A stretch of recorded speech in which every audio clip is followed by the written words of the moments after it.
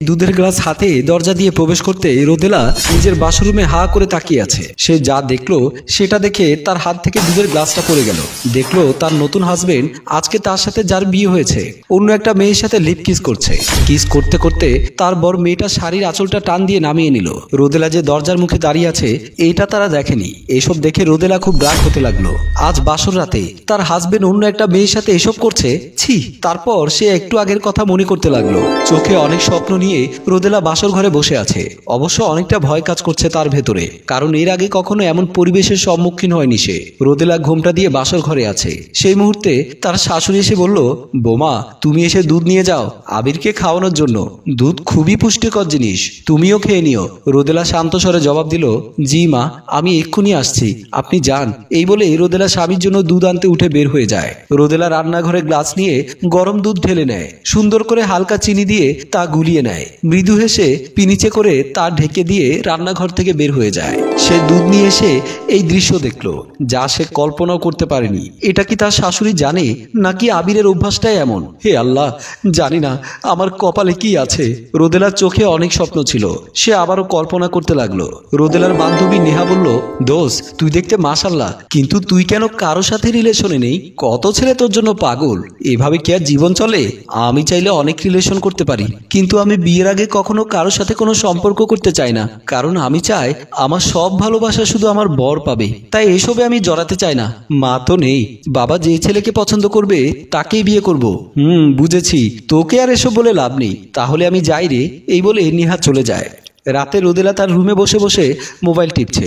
এমন সময় তার বাবা রুমে এসে রোদেলার পাশে বসে বলল, কি রে মা, কি করছিস? না বাবা, এমনি বসে আছি। তুমি কি এখনই খেয়ে নেবে নাকি আরেকটু পর খাবে? না না, পরে দুজনে একসাথে খাবো মা। তোকে একটা কথা বলতাম। হ্যাঁ বাবা বলো। তোর জন্য একটা সম্বন্ধ এসেছে মা। ছেলেটা দেখতে শুনতে খুব ভালো, পেশায় একজন ডাক্তার, ছেলেদের অনেক টাকা পয়সা। সেজন্য আমি চাই তোর বিয়ে এই ছেলের সাথেই হোক। বাবা, তোমার মতের বাইরে আমি কোনো কথা বলেছি? তুমি যেটা ভালো মনে করো সেটাই হবে। এই না হলে আমার মেয়ে, তোর জন্য খুব মায়া হয় রে মা। তুই যাতে সব সময় শ্বশুর বাড়িতে ভালো থাকিস, দোয়া করি। এই বলে বাবা চোখের পানি মুছতে মুছতে চলে যায়। সে সময় রোদেলা ভাবছে, বাবার কথা তো ঠিক, কে না চায় যে মেয়ের বিয়ে কোনো বড় লোকের বাড়িতে হোক? সবাই চায় বড় লোক জামাই।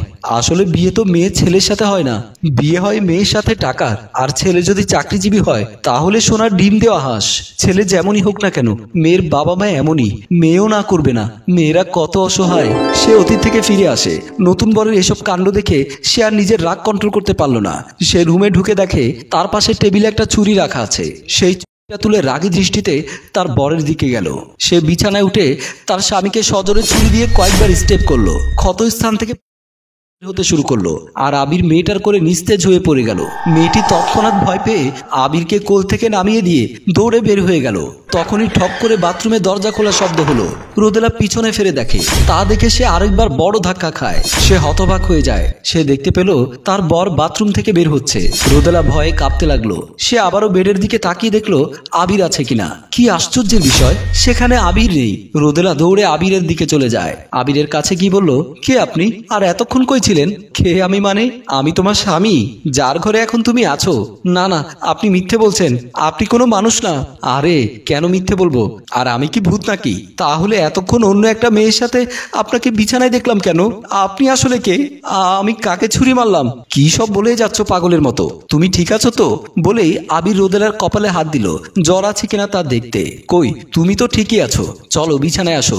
বলেই রোদেলা হাতটি ধরে খাটের দিকে নিয়ে যায়। রোদেলা বলল, আপনি একটু বসুন, আমি আপনার মায়ের সাথে একটু কথা বলে আসছি। ওকে ঠিক আছে, যাও। রোদেলা রুম থেকে বের হয়ে গেল। রোদেলা রুম থেকে বের হয়ে ড্রয়িং রুমের দিকে আসতেই দেখে আবির ভয়ঙ্কর ভাবে তার দিকে তেড়ে আসছে। তার চোখ মুখ সব বড় বড়। রোদেলা রীতিমতো অবাক, কি হচ্ছে এসব তার সাথে? আবির রোদেলার কাছে এসে রোদেলার গলা টিপে ধরার চেষ্টা করছে। রোদেলাকে বিছানায় ফেলে দিয়ে ভয়ঙ্কর হাসি হাসতে হাসতে বলল, এখন কি করবি? তুই আমাকে মেরে ফেললি মনে করেছিস? এখন আমার হাত থেকে তোকে কে বাঁচাবে? তুমি কে? আমার পেছনে কেন পড়ে আছো? আমি তো তোমার কোনো ক্ষতি করিনি। তুই ক্ষতি করিসনি? তোর অপরাধ কি তুই নিজে দেখছিস না? তোকে আমি জীবনেও সুখে সংসার করতে দেব না, মনে রাখিস বলেই আবারও রোদেলার গলার দিকে হাত বাড়াচ্ছে। এমন সময় রোদেলা মা বলে ডাক দিয়ে উঠে দৌড়ে চলে আসে। রোদেলার সাথে কি হচ্ছে সে নিজেও বুঝতে পারছে না। সে নিজের রুমে ঢুকে দেখে তার স্বামী আবির বিছানায় শুয়ে আছে। রোদেলা বেশ অবাক হয়, আবির যদি এখানে হয় তাহলে ওটা কি, এরকমটা কেন হচ্ছে আমার সাথে? সে কোন অপরাধের কথা বলছে আমাকে? আমি কি এমন করেছি? এমন কিছু প্রশ্ন রেখে আমাদের গল্প এখানেই শেষ হয়। সম্মানিত ভিউয়ার্স, কি হতে চলেছে মেয়েটির সাথে? এতগুলো আবির কোত্থেকে আসলো? সবকিছু জানতে দ্বিতীয় গল্পের দ্বিতীয় পর্বের জন্য কমেন্ট করুন। গল্পটি ভালো লাগলে লাইক, কমেন্ট ও শেয়ার করে সবাইকে দেখার সুযোগ করে দিন।